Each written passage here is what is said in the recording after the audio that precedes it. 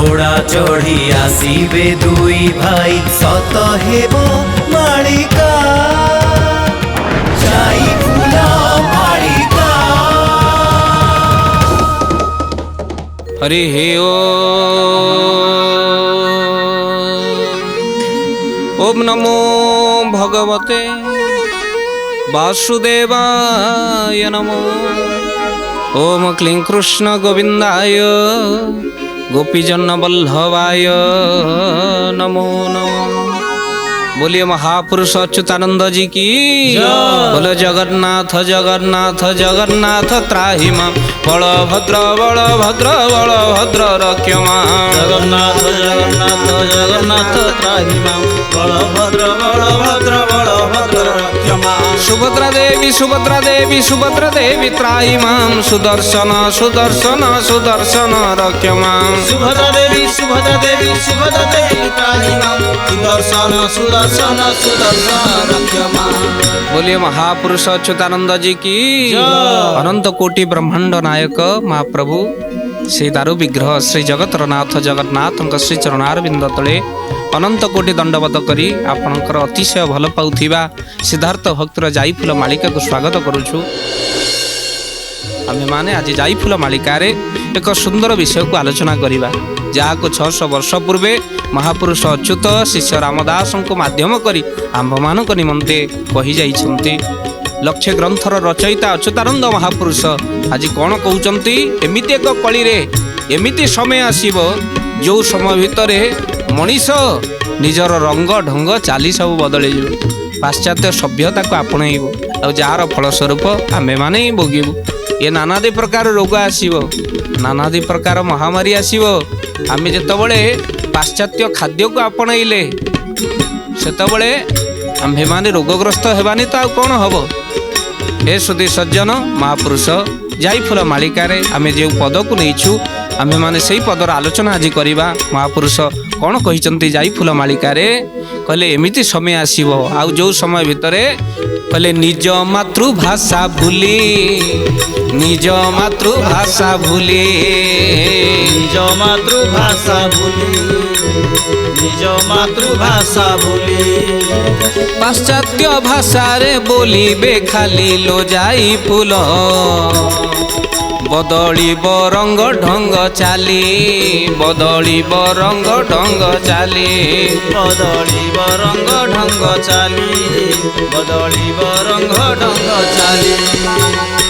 बोलिए महापुरुष अच्युतानंद जी की कहले निज मातृभाषा मातृभाषा कहले माँ शिखैथिबा भाषा को आम्भे माने भूली जिबा।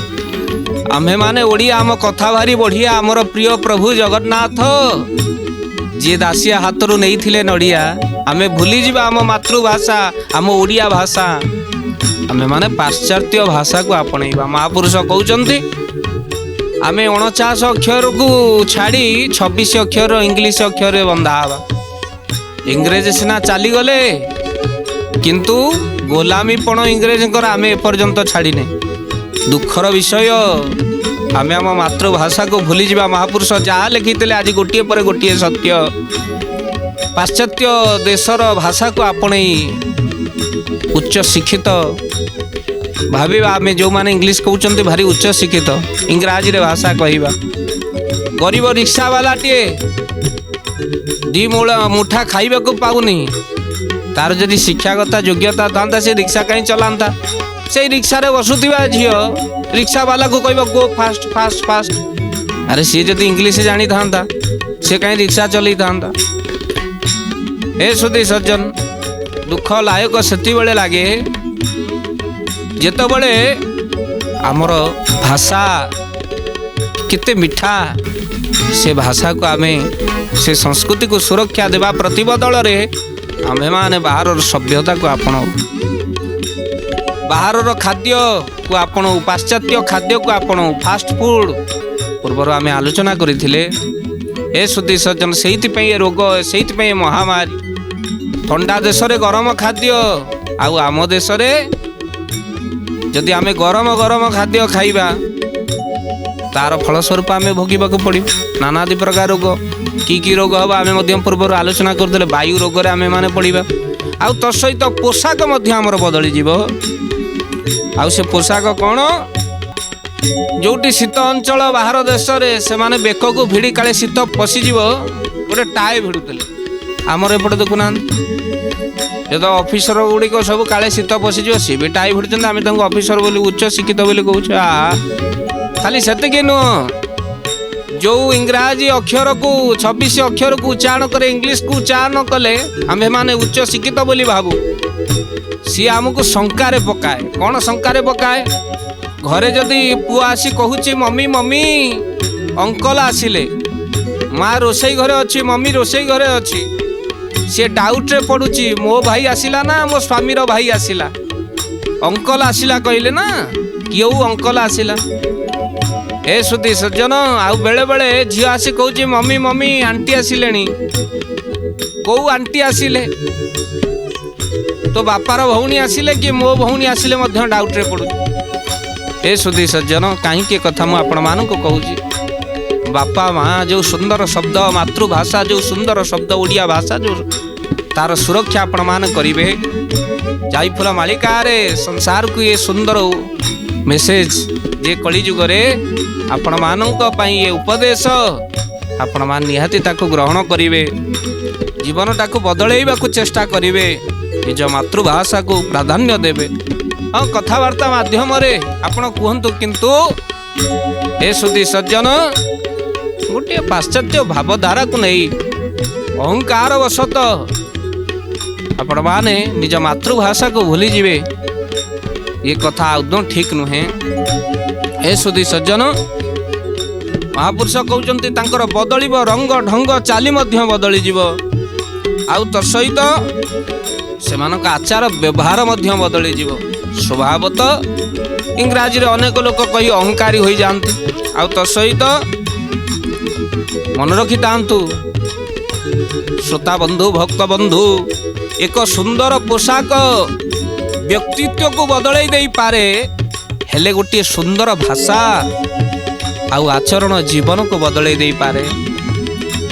ଜୀବନକୁ ବଦଳେଇ ଦେବା ସେଇ ଭାଷାକୁ ଆପଣମାନେ ବ୍ୟବହାର କରନ୍ତୁ, ଆଉ ଭାଷାର ସୁରକ୍ଷା କରନ୍ତୁ। ମିଠା କୁହନ୍ତୁ, କି ମିଠା କାହାକୁ ନଦେଲେ ନାହିଁ।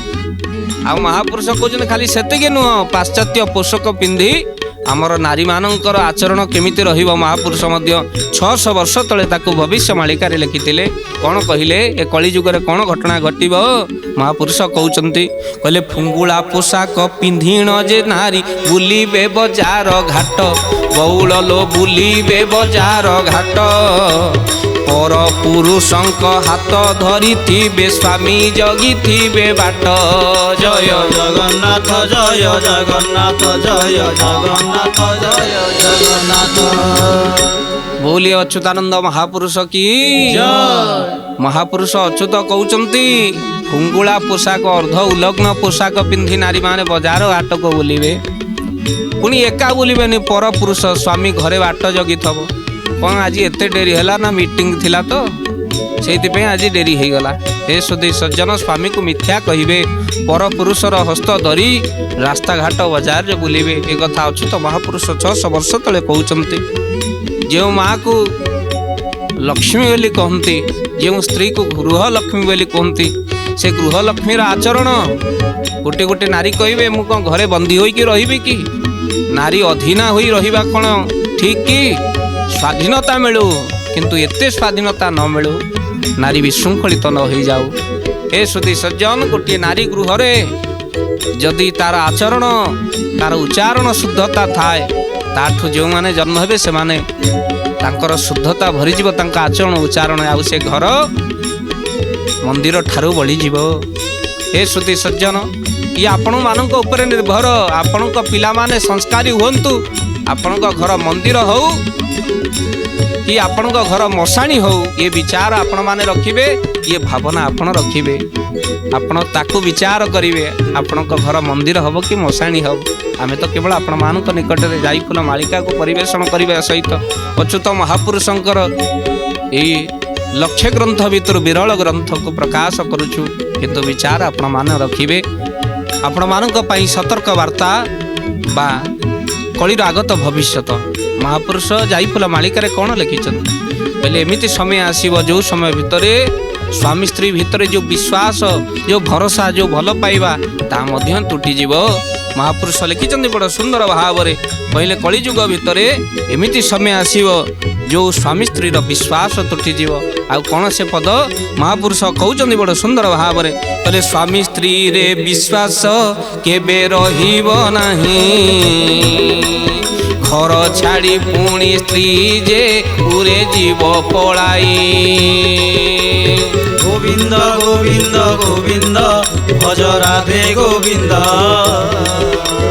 গোবিন্দ গোবিন্দ গোবিন্দ ভজ রাধে গোবিন্দ। बोलिए महापुरुष अच्युतानंद जी की कहले कलिजुग भितर जो विश्वास भरोसा सी रही पुणी घर छाड़ी स्त्री पलि जा बारंबार धमक दब स्वामी को, तुम्हें जदि मत पदे कौन कह मु घर छाड़ी पलि जी ए सुधी आत्महत्या करदेवी, यही धमक मध्य स्वामी बिचरा कौन करिवो। ए सुधी सज्जन महापुरुष कहते स्वामी स्त्री भितर तीनोटी टी को नहीं संपर्क रही, जहाँ को इंग्राजी भाषा रे कहती टी रे ट्रूथ, अर्थात सत्य न हेले स्वामी स्त्री भितर सत्यतार आवश्यकता अछि। परस्पर सत्य कहबो, टी रे टॉक कथावार्ता, कथावार्ता जब ठीक नहीं सरीगला आउ तार सहित निहाती आवश्यक ट्रस्ट विश्वास, आ विश्वास नहीं भरोसा नहीं, तीनोटी टी नहीं जीवन रे। ए सुधी सज्जन जो इंग्राजी को आपण माने भल पाई पाश्चात्य सभ्यता को आपण आम ओडिया संस्कृति मुझे पाश्चात्य सभ्यतार आपण मानक बुझाऊँच, आपण मानक भाषा बुझाऊँच। ये तीनोटी टी को धारण करेंगे जो माने स्वामी को प्रकृत में श्रद्धा करती। हे सुधी सज्जन नथिले संसार भितरे एतिक ये तीनोटी टी नथिले, ट्रुथ नथिले, ट्रस्ट नथिले, आउ टॉक कथावार्ता ठीक नथिले स्वामी स्त्री विवाह विच्छेद घटे। तेणु ये तीनोटी टी सम्मिलन रे विवाहित दाम्पत्य जीवन। आउ हे सुधी सज्जन आपण माने जानिचंती माँ लक्ष्मी को महालक्ष्मी बोली कहती, अन्नपूर्णा महालक्ष्मी, माँ सीता को महासीता कहती नहीं, राधिका रानी को श्री राधा को महाराधा कहती नहीं, किंतु माँ लक्ष्मी को महालक्ष्मी बोली कहती। आपण माने देखुथिबा से विग्रह रे अनंत शयन रे विष्णु सोईचंती, आ माँ लक्ष्मी पाद सेवा करुचंती। जो लक्ष्मी जो स्त्री स्वामी सेवा करे सही तो महालक्ष्मी बनी जाए, सही तो अन्नपूर्णा बनी जाए, जी स्वामी को उत्तम स्वास्थ्यप्रद खाद्य दिए। किंतु एबे स्वास्थ्यप्रद खाद्य कौन दबा, एबे तो खाद्य रे विष बरी गलानी ना। मन रखी तांतु भक्त बंधु जहाँ आगुरु नथिला सेइथिपई ए रोग। मन रखी तांतु रोषेई घरे दुईटी प्रेत अछि, गोटिए प्रेत आपणकर प्रेशर कुकर। जो दिन आपण माने खाइथिबे पिला बेले डालीर फेण टिके बाहरिले ऊपर ऊपर माँ कौन करे ताको काढ़ी दिए, आंठू गंठी जनित व्यथा दूर हो जाए। डालीर फेण खाइले आपण मानकर आंठू गंठी जनित रोग सृष्टि हो जाए। किंतु एबे सबु तारी भितरे आपण मानकर रोषेई घर आउ गोटे प्रेत होची फ्रिज, बासी जेते बळिबो तारी भितरे थुआओ। आजिर खाद्य आज खातु, बासी खातु नहीं, बासी को तामसिक खाद्य बोली कहा जाए। ये दुईटी प्रेत खाद्यर स्वाद को नष्ट करने सहित से चुलीर खाद्यर जो आनंद थिला से आनंद कहीं। श्रीमद भागवत अति बड़ी जगन्नाथ दास लिखिंट कलिजुगे सबू तो रसहीन हो ना, संपर्क रसहीन, खाद्य भी रसहीन। भागवत कौन कहले, कहले धन्यादि सर्व शस्य मान सर्व होइब रसहीन राधे। गोविंद गोविंद गोविंद मधु गलुची मकरंद। बोलिए महापुरुष अच्युतानंद जी की। कहले सर्व शस्य मान रसहीन हो तो सहित ये रसहीन खाद्य को स्त्री ता स्वामी आगे आज परसुचे। आ स्वामी कौन करिवो संसार भितर ताको भोजन करने को पड़ो, रोगग्रस्त हम। आउ हे सुधी सज्जन आउ महापुरुष कहते कलिजुगे आउ पतिव्रता नारी मानकर अभाव हब। स्वामी गुरु स्वामी परम बांधव, स्वामी सेवा नारी धर्म। स्वामी पादे भक्ति अर्चना रे भक्ति अर्पित करिबु कर्म। अर्चनारे मती रखा पड़ो। आउ जो स्वामी को गुरु आ बांधव सहित तुलना करा जाइछि सेथिपई आपण माने माँ माने मन रखि तांतु स्वामी भोजन परे तू भुंजीबू शोइबू शयन परे स्वामी निद्रा भांगिबा पूर्वरु उठिबू प्रत्युषरे। स्वामी न शोइबा पर्यंत शयन निषेध करा जाइछि नारी मानकर। आउ तो सहित स्वामी भोजन परे भोजन करिवार विधि व्यवस्था रही। ए सुधी सज्जन एबे तो समय बदली गलानी। आउ प्रकृत में माँ मैंने अपेक्षा करें तो गैस रोगी तुम खाई दियो आ बिचरा कौन करे मुझे खाई दूसरी तुम तुम केतले आसुच आस। ए सुधी सज्जन से जो अपेक्षा थिला अपेक्षा भोजन जो स्वामीर भोजन पर जो भोजन करिवार विधि व्यवस्था थिला गुरुजन माने खाई सारिबा परे खाइबार व्यवस्था थिला सब तो बदली गलानी। सेइति तो हे सुधी सज्जन प्रभु दरबार भितरे आपण मान जो माने जाई फूल मालिका श्रवण करुचंती आपण मान को कही रखिबा पई चाहे। लक्ष्मी पुराण रे लिखा जाईची हे माँ लक्ष्मी जे तोर 12 व्रत सब करे नीति पाए से धनजन अचल संपत्ति। जो ओडिशार घरे घरे लक्ष्मी पुराण पाठ करा जाए लक्ष्मी पूजा करा जाए। दक्षिण कोरिया अमेरिका रे लक्ष्मी पूजा करा जाए ना किंतु ओडिशार माटी भारतर माटी दरिद्र। ओडिशा रे बेसी बीपीएल कार्ड राशन कार्ड ना बेसी अमेरिका रे आउ दक्षिण कोरिया रे फ्रांस रे जापान रे लक्ष्मी पूजा तो एठी प्रबल मात्रा रे होची। हेले दरिद्र काई मनीष होची जे पर्यंत मनीषर मानसिकता बदलिनी से पर्यंत दरिद्रता आसी जाए। आमे माणे धान को सिंदूर देई पूजा करूछु गुरुवार हेले हजार हजार खाद्य को आज फोपाड़ी चलीचु लक्ष्मी को आज अनादर कर चलीचु। खाद्य द्रव्य बलिला तो फोपाड़ी दियो खाद्य को अनादर कर मानकर अमेरिकार दक्षिण कोरिया फ्रांस बाहर देश मानकर खाद्यर सुरक्षा पे गोटे विधि व्यवस्था करा जहाँ को खाद्य सुरक्षा आईन बोली कह जाए। कई खाद्य फोपाड़ी पारे ना गोटे पात्र धुआई बलिब ताको से पात्र रे दिया जीवो थुआ जीवो घर पाखर समस्त पात्र थुआई से पात्र बुला जीव जंतु खाइबा सहित गरीब लोक मानक मध्य प्रदान करा जाए। विवाह भोजी आपे आपे ओडिशा रे मध्य केते स्वेच्छासेवी संगठन एबे ताको तैयारी कलेनी जे खाद्य नष्ट न हो हमको फोन कर अनाथ आश्रम से खाद्य बंटा जाउछ। आउ ए सुधी सज्जन आमे लक्ष्मी को अनादर कले आउ जेते लक्ष्मी पूजा कले कौन बा घटना घटिबो। ए सुधी सज्जन सेइति आमठू लक्ष्मी छड़ा ही जाउछु आमे। आउ जाई फूल मालिका रे यार संकेत देई महापुरुष अच्युत कहउचंती ए शिष्य राम ए कली जुग रे स्वामी स्त्री भितर विश्वास हरैब स्वामी स्त्री ऊपर विश्वास हरैबा सहित स्त्री स्वामी ऊपर विश्वास हरैब। तेणु ये परस्पर विश्वास हरैबा जोगु स्वामी स्त्री पाखरे ना किछि दिन आनंद रे रही परिबो ना स्त्री स्वामी पाखे रही परिबो। तेणु दाम्पत्य जीवन रे छाड़ पुत्र हेबो आभिमुख्य। हे सुधी सज्जन आपण माने सुनी आनंदित हेबे जो कथा को आम्भे माने आपण मानक आगे कहबू जदि पालन करिवे स्वामी स्त्री भितर सारा जीवन विवाह विच्छेद हेबो नाही। जड़े पुरुष ता स्त्री ठारू 3टा जिनिस रे अधिक हेबा दरकार। मन रखि तांतु कागज कलम धरी लिखि रखंतु दाम्पत्य जीवन आनंदमय हबो। जड़े पुरुष ता स्त्री ठारू 3टी जिनिस रे अधिक हेबा दरकार। एक प्रथम बयस रे अधिक हेबा दरकार। मान्यता रहिबा स्त्री रो बयस रे बड़ होइतिबा स्वामी तापरे ज्ञान रे अधिक रहिबा दरकार। आ स्त्री ठारू धन रे मध्य पुरुष जदि अधिक थब स्त्री रो सम्मान बढ़ी जीव। आ अनेक स्त्री माने रोजगार करी स्वामी को जो भली व्यवहार करूचंती आखि सामना रे मु अनुभव करिछि। क्षमा देबे सब माँ माने सेमिति नुहंती किंतु जो माने स्वामी को एई भली व्यवहार करूचंती से माने घोर नरक रे पड़िबे। काहेकि ना स्वामी होचंती गुरु स्वामी होचंती बांधव स्वामी होचंती इष्ट प्राण बोली कहा जा। आउ हे सुधी सज्जन किंतु स्वामी एबे कली जुग रे कन्या हेउचंती बड़ आउ बर हेउची सान।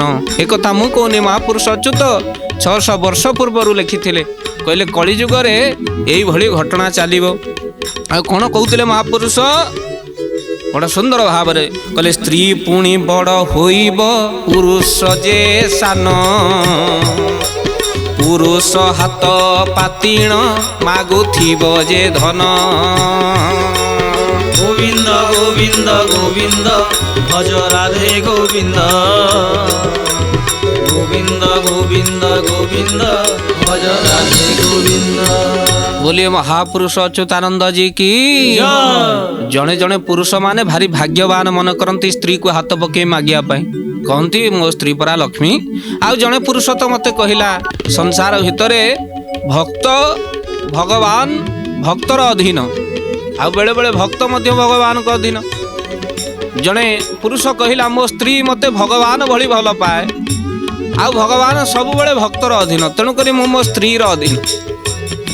मो स्त्री मोर भक्त मु तार भगवान ना तेणु भगवान का अधीन ना भक्तर अधीन तेणु मु मो स्त्री अधीन।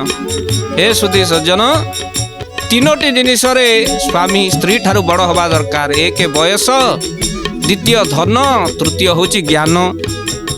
आउ जड़े स्त्री ता स्वामी ठारू पांचटा जिनिस बड़ अधिक हवा दरकार। कौन एक मन रखी तांतु एक धैर्य स्वामी ठारू पांचटा गुण अधिक हवा दरकार। एक धैर्य द्वितीय स्पष्टता स्पष्टवादी हब तृतीय होची भल पाइबा चतुर्थ होची बुद्धिमता आउ पंचम ईश्वर विश्वासी।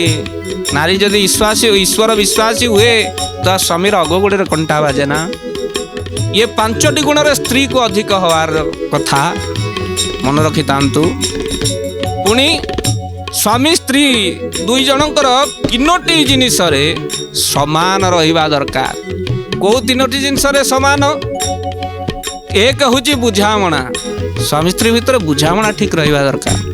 आउ द्वितीय होची सहन शक्ति जने जनक कथा जेंते सही पारुथब आ जनक मु ता कथा सही पारलिनी मोले मो स्त्री कथा सही पारले आत्महत्या करे। अनेक तो नदी नाल को डेईबार कथा आपण माने खबर सुनुथिबे। स्वामी स्त्री भितर स्त्री नदी को डेई आत्महत्या नले स्वामी नदी को डेई आत्महत्या सहन शक्तिर अभाव। तेणु तीन जनक भितर तीनोटी जिनिस समान परिमाण रहिबा दरकार। एक बुझामणा द्वितीय होची सहन शक्ति तृतीय होची परस्पर परस्पर प्रति सम्मान। जोटी परस्पर परस्पर प्रति सम्मान थाए से दाम्पत्य जीवन दीर्घ समय धरि तिष्ठि रहे। बयस 75 वर्ष हो गलानी गोटे भिक्षुकटिए भिक मागुची ता स्त्री ता सांगे अच्छी जोठी बुढ़ा बसी पड़ुची स्त्री ता झाड़ को पोछि दउची मुहर झाड़ को आखि देखा कथा। से दिन सावित्री व्रत जने कई पचारिले से स्त्री को बुढ़ी को पचारिले कहले आज सावित्री व्रत तुम स्वामी पे करिब नाही कि।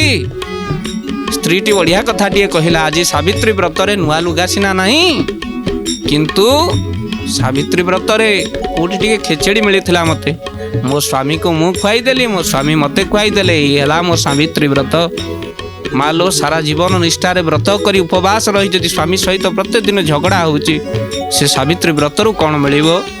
ये दाम्पत्य जीवन सुखमय हो यह आम कार्यक्रम उद्देश्य। स्वामी स्त्री भितर भल पाइबा गोटे सुंदर संसार हो यह आम जाईफुल मालिका कार्यक्रम उद्देश्य। महापुरुष अच्युत यही कथा ही शिष्य रामदास को बड़ सुंदर भाव में कहते कलिजुगे दाम्पत्य जीवन में कलह घटव आ समाधान बाट आम मैंने आपण मानक कहलु। आज तो समय हो जाइए आपण मान पाखरु ये कार्यक्रम को विश्राम देवाई दुई बार नाम संकीर्तन करवा कार्यक्रम को विश्राम दबा। ओम कृष्ण मधुसूदन वासुदेव जनार्दन ओम कृष्ण मधुसूदन वासुदेव जनार्दन ओम कृष्ण मधुसूदन वासुदेव जनार्दन ओम कृष्ण मधुसूदन वासुदेव जनार्दन ओम कृष्ण मधुसूदन वासुदेव जनार्दन ओम कृष्ण मधुसूदन वासुदेव जनार्दन ओम कृष्ण मधुसूदन वासुदेव जनार्दन ओम कृष्ण मधुसूदन वासुदेव जनार्दन। बोलिए महापुरुष अच्युतानंद जी की जय।